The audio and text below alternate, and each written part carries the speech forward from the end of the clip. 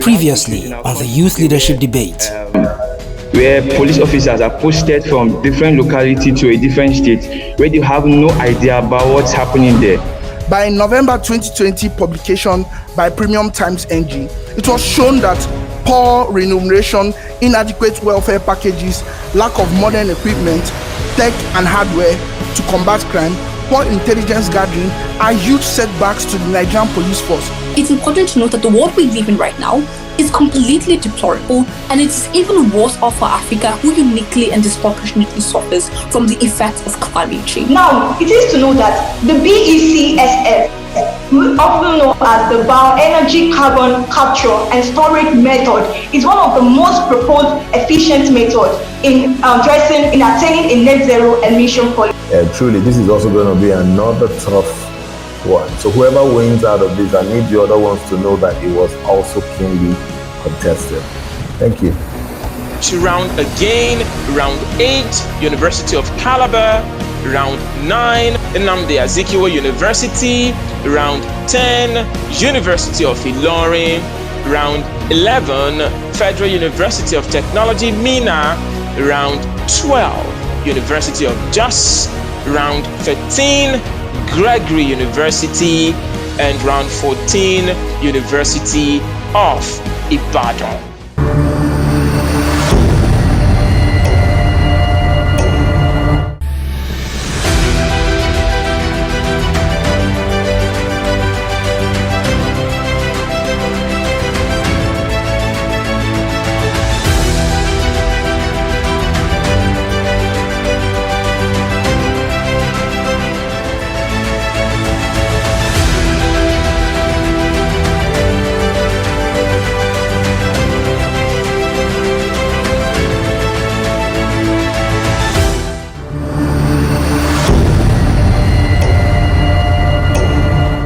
One of the biggest challenges facing young sub-Saharan Africans is poor governance and the opportunity to contest for and hold leadership positions in politics.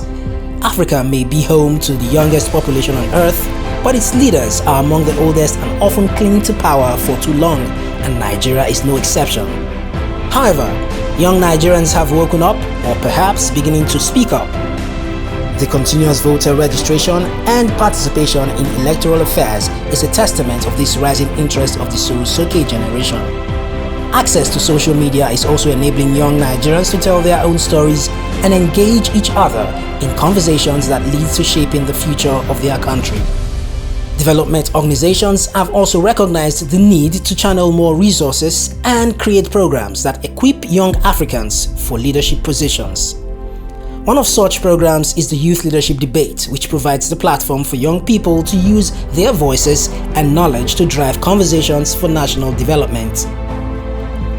The Youth Leadership Debate is an initiative of the Nigeria Youth Futures Fund (NYFF), implemented by Leap Africa and funded by the MacArthur Foundation and the Ford Foundation. The program encourages the Sorosoke generation to not only speak up, but provides the guidance for doing it the right way. So, in the first elimination, we have seen university students from the length and breadth of Nigeria engage in conversations and preferring solutions to socio-economic issues. While some will continue in the debates, others have taken a different position from where they can learn. The Youth Leadership Debate has no losers. If anything, the whole nation of Nigeria wins.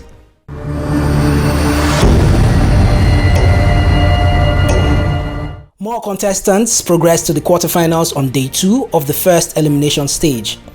This means that the competition for places in the next round becomes stronger as we now have a stronger pool of contestants. On this episode of the program, we will show you the highlights of the quarterfinal rounds, where the remaining contestants took to the podium with their arguments in proposition and opposition of the various topics assigned to them.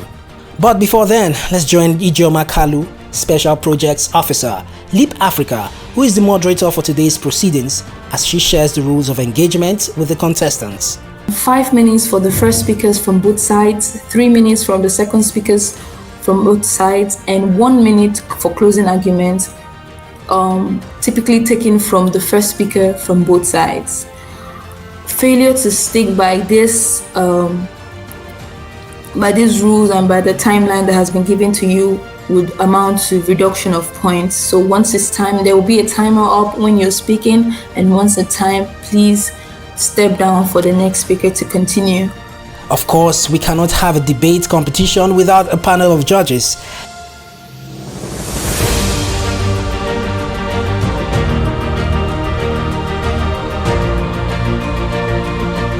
Students of government-owned higher institutions in Nigeria, who formed the bulk of contestants of the maiden edition of the Youth Leadership Debate, had been forced to stay at home for most parts of the year 2022.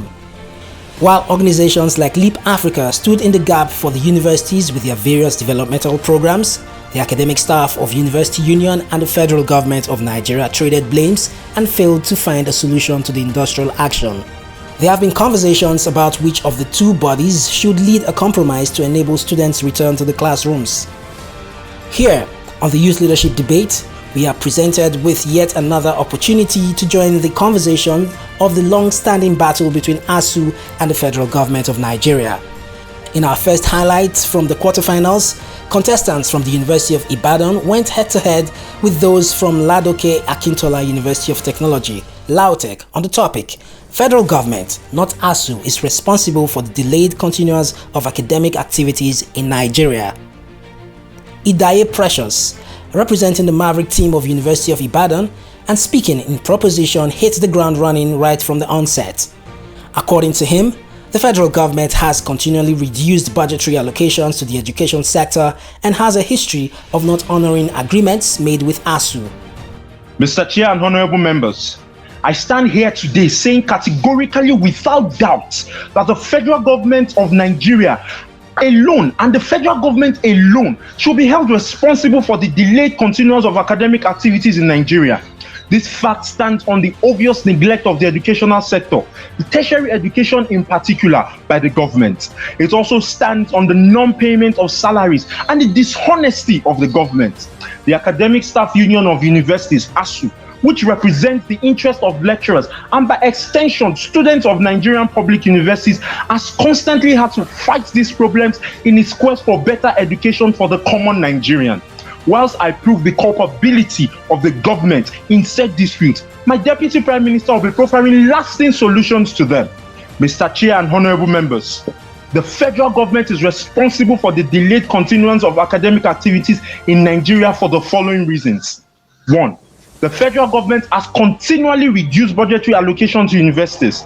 The budgetary allocation to the educational sector has been on a decline since 2019.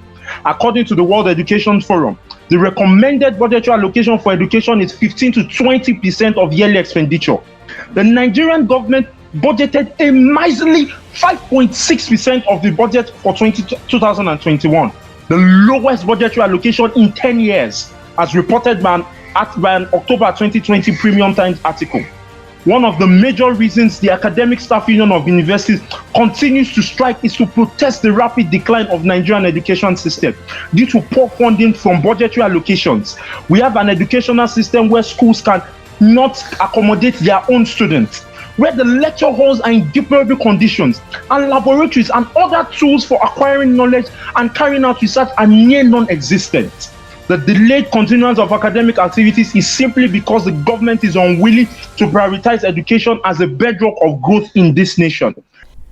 Now, Olanlesi Adewole of the Vanguard team of LAUTECH in no unclear terms placed the blame on ASUU. In her argument, ASUU seizes the slightest opportunity to have a go at the federal government, while not showing a proper documentation of allocated funds from the federal government.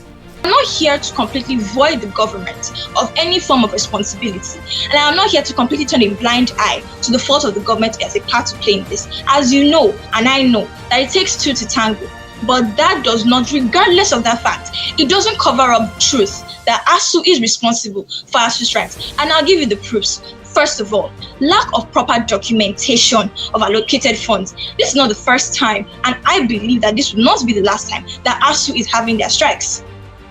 ASUU has been able to completely void responsibility of putting up a proper document to ensure how allocated funds have been spent by the government of ASUU.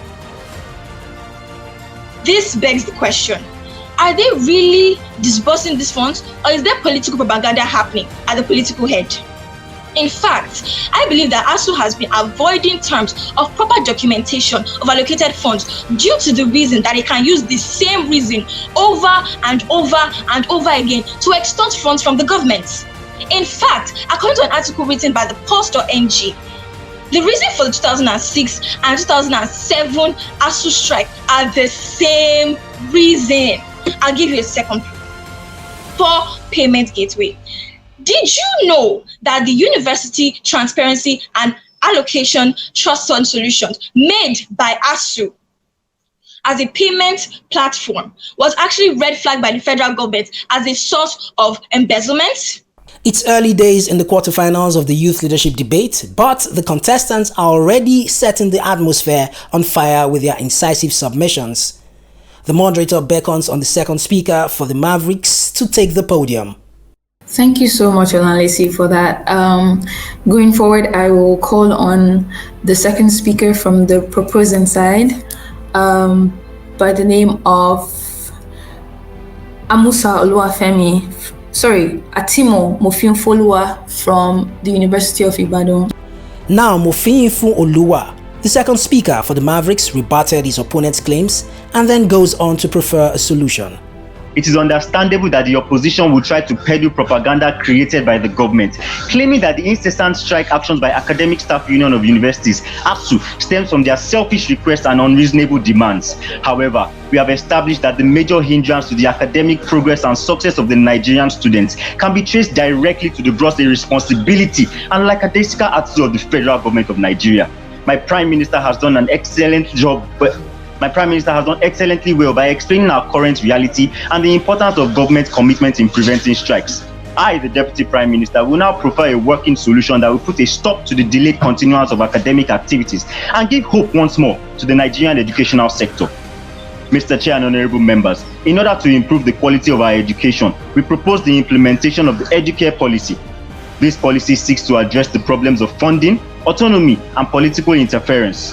The reasons for implementing this policy are not far-fetched, with ASU being on strike for the past 6 months, bringing the cumulative strike timeline to 53 months, almost 5 years since 1999.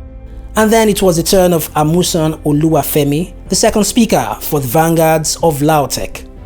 It is embarrassing that the current ASU strike that is ongoing is going to be rolled over. The last ASU strike lasted for 9 months.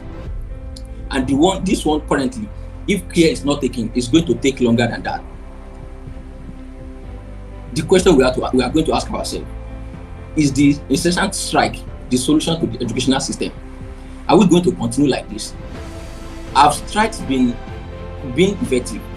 And have these strikes been offer any benefits to all the stakeholders that are involved? So, what did the judges make of this showdown? Here's Mr. Ibrahim Farouk. Both teams have done very well. Sometimes you need to improve your presentation a bit more. Both of you have used the various arguments, both for and against, very well. So congrats to both of you. I can tell you for sure that it's very difficult to judge based on the arguments that have been used. But beyond just arguments, it's also around presentation and clarity, and how you use those arguments. But well done to both of you, and I'm looking forward to both of you hopefully go very far in this competition. And then Ayomide Alao. What I would say is going for debate is not an easy task. I have to state that it takes someone that has a lot of confidence and somebody who's able to put thoughts together, to go for debate. So for coming to this debate, I would even want to give kudos to the speakers from University of Ibadan and Lautech. That said, I think there's a need to prepare enough when you're going for a debate, because that will help your confidence. I would not specifically state who I'm referring to at this point in time. I'm sure that would reflect in the final score, but I discovered that one of the speakers was ill prepared, so to say, for this debate. You had very good points, but because you were not prepared enough, for this debate, you could not articulate your thoughts well. But that said, kudos to all the speakers.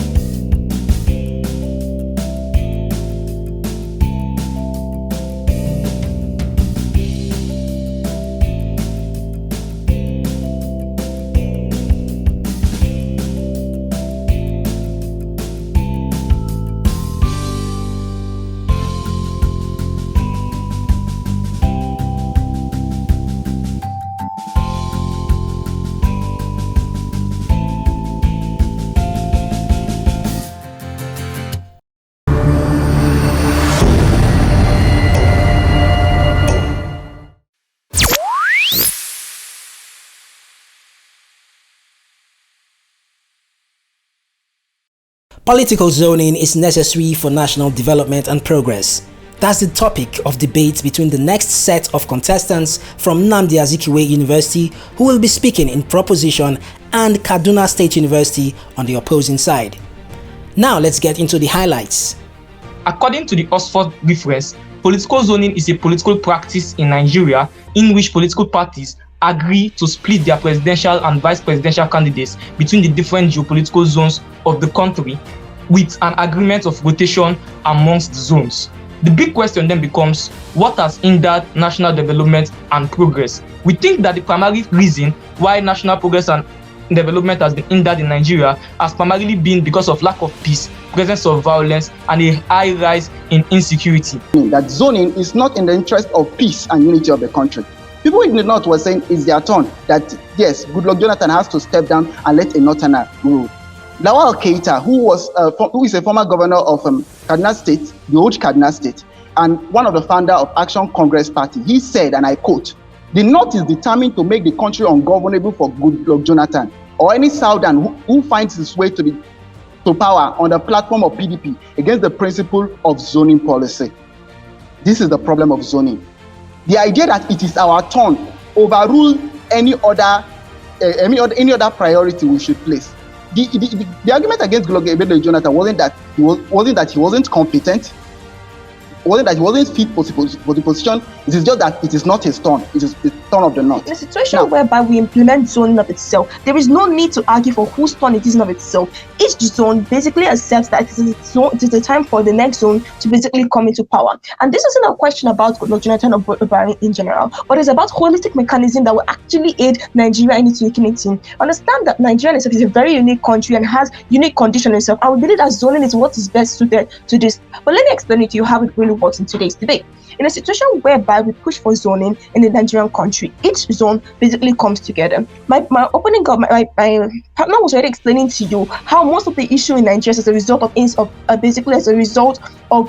insecurities, and these insecurities arise as a result of people believing that it is their turn to rule. In a situation whereby we basically push for zoning, it means that every zone is contented to wait for its own time without any form because they know they get there. It means like things like that happens in the Goodluck Jonathan's tenure would not happen because each zone doesn't have to feel that it's their time because there is an allocated time to them in the long run. Since 1999, and we still have Nigeria fighting with itself. We still have the Oduduwa agitation going on.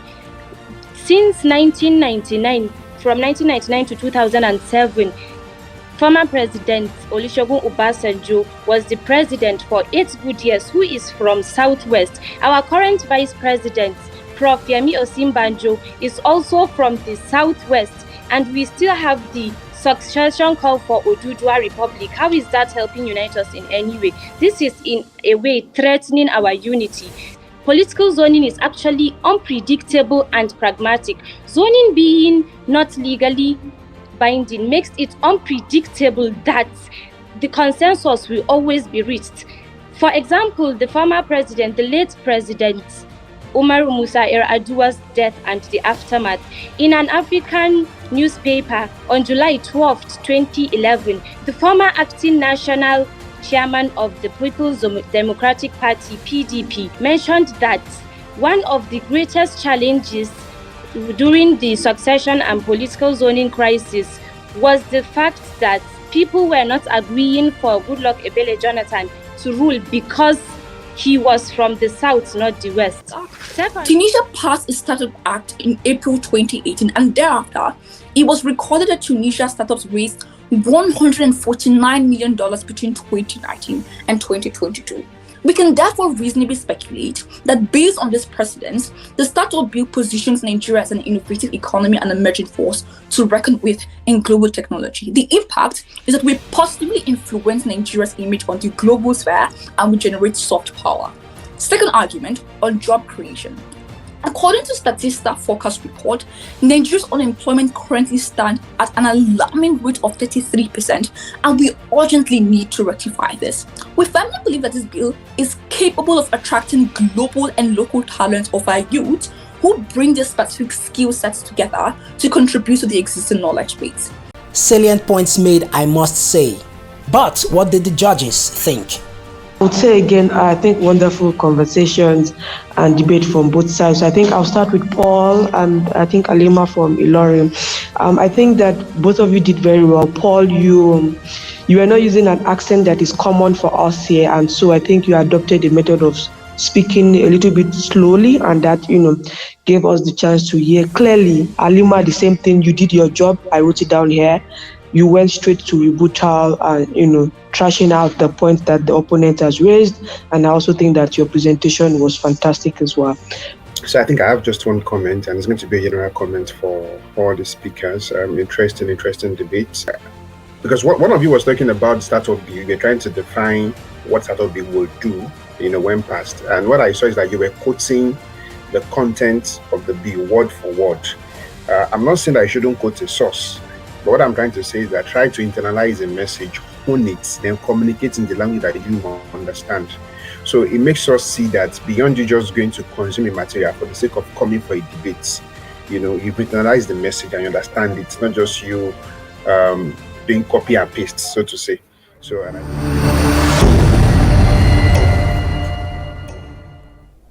Social media censorship became one of the major talking points in the wake of the EndSARS protest in 2020. A famous member of the Lagos State House of Assembly openly advocated government's restriction of the use of social media. While that was met with staunch criticism, the federal government of Nigeria still went on to ban the use of Twitter in the following year. The next set of contestants from Babcock University and University of Benin have before them social media censorship, an effective tool for safeguarding lives in Nigeria.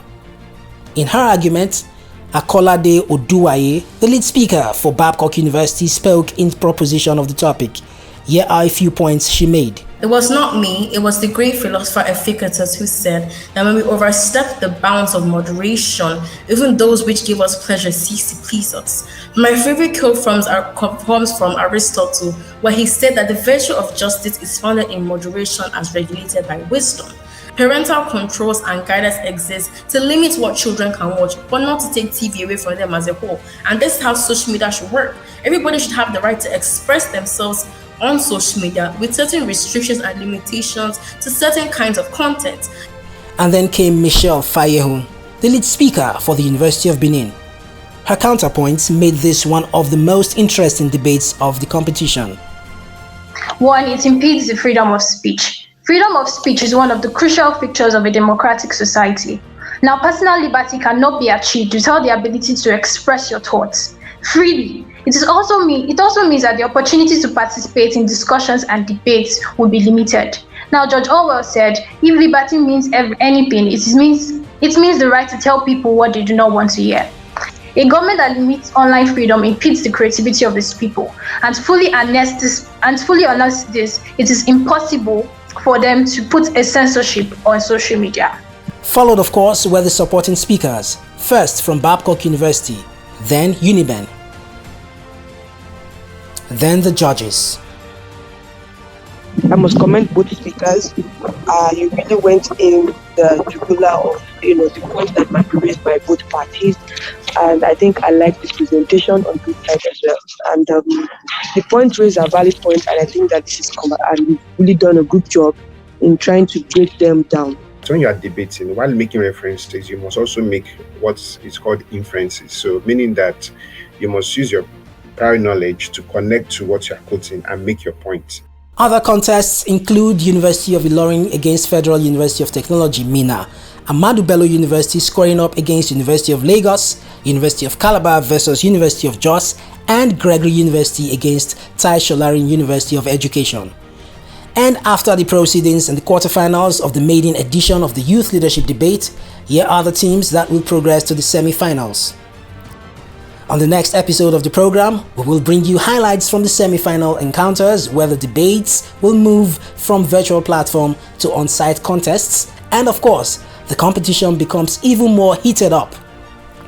Two teams will move closer to getting the 1.5 million naira top prize with some other juicy benefits. But who are the two teams? More interestingly, they will get the opportunity to do it on one of the biggest stages of public discourse in Nigeria, the platform. The second placed team will not leave empty-handed. They will be given 1 million naira with other benefits, and the third place team also gets 600,000 naira with other benefits included. The Youth Leadership Debate is an initiative of the Nigeria Youth Futures Fund (NYFF), implemented by Leap Africa and funded by the MacArthur Foundation and the Ford Foundation. If you'd like to know more about their operations, kindly visit their website on www.leapafrica.org.